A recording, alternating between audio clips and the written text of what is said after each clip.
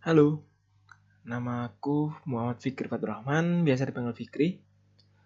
Aku sebagai siswa Pekmen Data Science, dan di sini saya akan mempresentasikan hasil tugas dari data visualization saya. Nah, untuk pertama-tama saya akan menjelaskan nih data apa yang sudah saya data apa yang saya gunakan untuk mengerjakan tugas dari data visualisasi data. Nah, di sini saya menggunakan sentra wisata kuliner yang ada di Surabaya. Nah, di data tersebut terdapat banyak kolom nih.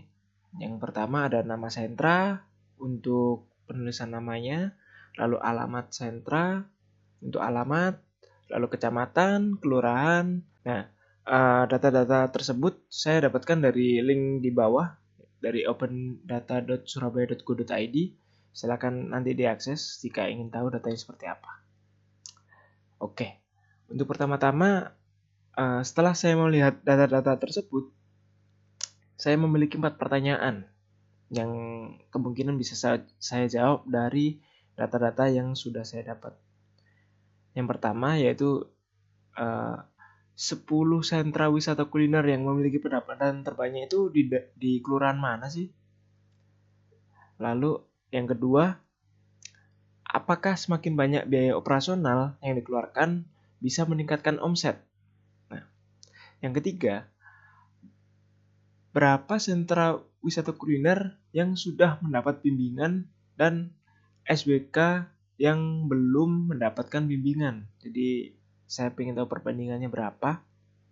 Lalu yang terakhir yaitu apakah bimbingan yang diberikan berpengaruh terhadap sentra wisata kuliner di Surabaya?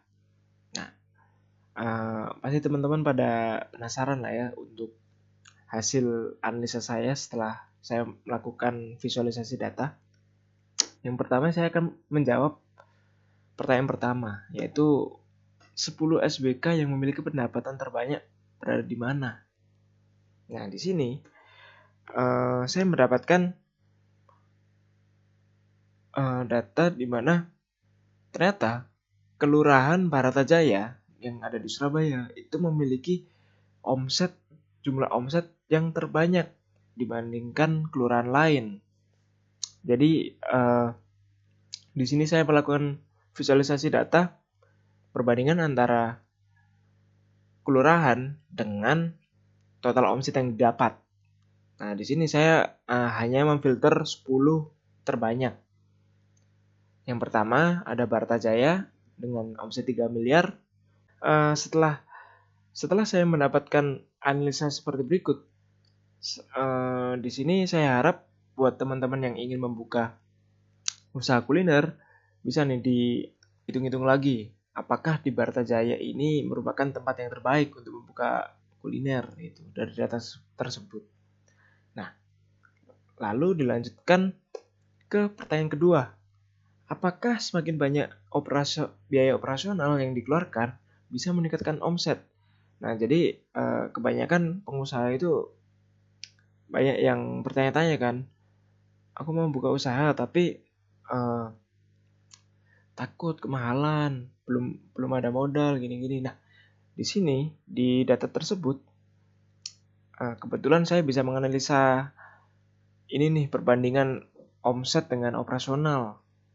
Setelah saya dapat datanya, ini cukup mengkagetkan ya. Ternyata trend line bahwa semakin besar semakin besar biaya operasionalnya itu tidak bisa membuat omsetnya semakin gede. Jadi di sini trendnya turun dan justru untuk mendapatkan omset rata-rata maksimalnya itu berada di antara 100.000 hingga 120.000 per harinya. Jadi untuk membuka kulineran ini biaya operasionalnya aslinya tidak terlalu mahal untuk mendapatkan omset yang maksimal. Jadi diharapkan teman-teman untuk kedepannya tidak perlu ragu lah untuk membuat usaha kuliner dengan adanya data tersebut. Jadi tidak perlu takut lagi bahwa saya belum punya modal, saya modalnya harus gede, harus sewa gini itu. Ternyata dengan modal 120.000 per hari banyak kok pelaku-pelaku usaha ini yang untungnya maksimal gitu. Oke, mungkin saya lanjut ke pertanyaan ketiga. Berapa SWK yang sudah, oh ya BTW SWK itu adalah sentra wisata kuliner ya. Berapa SWK yang sudah mendapat bimbingan dan SWK yang belum mendapat bimbingan. Nah, di data yang saya dapat itu ada hal menarik nih. Ternyata pemerintah Surabaya itu mengadakan sebuah pelatihan atau bimbingan untuk pelaku-pelaku usaha yang berada di sentra wisata kuliner tersebut. Jadi mereka dilatih untuk entah itu digital marketing, entah itu cara memasak, jadi banyak materi. Nah, di sini saya ingin mendapatkan nih, berapa nih persentase atau jumlah perbandingan antara yang belum mendapatkan bimbingan sama yang sudah mendapatkan bimbingan. Nah, ternyata setelah saya dapat itu jumlah yang belum mendapatkan bimbingan itu masih banyak dibandingkan dengan jumlah SWK yang sudah mendapatkan bimbingan, yaitu jumlahnya 34 dibanding 7, yang dimana ini lumayan banyak ya gapnya. Mungkin pemerintah Surabaya juga diharapkan bisa menyeluruh lah untuk melakukan pembinaan atau mengasih materi terhadap sentra wisata kuliner yang ada di Surabaya. Jadi semua itu bisa memaksimalkan usaha mereka lah diharapkannya. Nah, lalu setelah mendapatkan data tersebut, saya memiliki pertanyaan nih. Karena tadi itu jauh banget ya masih perbandingannya 34 banding 7. Lalu saya bertanya, apakah bimbingan yang diberikan itu berpengaruh terhadap sentra wisata kuliner? Nah, di sini saya ingin mendapatkan top 1 dulu nih antara SWK yang sudah mendapatkan bimbingan sama top 1 SWK yang belum mendapatkan bimbingan. Nah, di sini untuk top 1 yang udah mendapatkan bimbingan, saya mendapatkan di sentra wisata kuliner Ketabang. Yang dimana untuk rata-rata omsetnya sudah 160 juta. Nah, lalu di top 1 yang belum mendapatkan bimbingan, saya mendapatkan SWK Pegirian, yang dimana rata-rata omsetnya 400 juta lebih lah per bulannya. Nah, di sini kan kalau kita bandingkan jauh ya antara SWK yang Pegirian yang dia notabene-nya belum mendapatkan bimbingan sama SWK Ketabang. Nah, namun analisa saya nggak sampai sini. Jadi mungkin secara gamblang, ternyata nggak seberapa efektif ya bimbingan atau pelatihan yang dikasih pemerintah.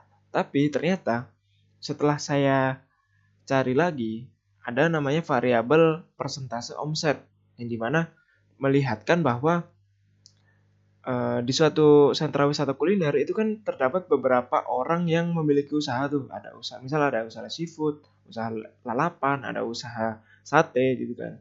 Nah, di sini diperlihatkan persentase berapa persen sih orang-orang yang dia ada di SWK itu bisa mendapatkan omset dari tempat tersebut. Nah, di sini ternyata jauh sekali nih persentase omset antara yang dapat binaan dengan non binaan. Nah, yang binaan itu dia dari bulan Januari dia sudah mendapatkan pelatihan nih dari pemerintah. Yang awalnya dia 95% atau di bawah 95% untuk persentase omset yang didapat. Setelah bulan berikutnya sampai bulan ke-10 tahun 2022, mereka mendapatkan 100% omset. Jadi semua orang yang ada di sentra wisata kuliner tersebut mendapatkan keuntungan semua. Jadi sejahtera lah di SWK tersebut setelah mendapatkan bimbingan. Nah, sedangkan dengan SWK Pegirian dengan warna orange, dia sedikit lama nih kalau dilihat dari line chartnya, yang dimana dia membutuhkan waktu 10 bulan untuk mendapatkan 100% omset yang didapat oleh teman-teman, oleh pelaku-pelaku usaha yang ada di SBK Pegirian. Jadi dari data-data ini kita dapat ngambil bahwa cukup efektif untuk masalah kegiatan pembinaan dari pemerintah. Jadi diharapkan lebih banyak lagi SWK sentra wisata kuliner di Surabaya yang mendapatkan bimbingan atau pembinaan mengenai materi-materi bisnis yang bisa mengimprove pelaku-pelaku usaha itu untuk mendapatkan omset seperti itu. Baik, untuk presentasi saya mengenai hasil dari analisa sentra wisata kuliner yang ada di Surabaya cukup sekian. Lalu jika ada salah kata maupun ada keliru pada analisa data saya mohon maaf dan feel free untuk kita diskusi di kolom komentar. Baik, terima kasih banyak telah mendengarkan dan melihat video saya. Wassalamualaikum warahmatullahi wabarakatuh.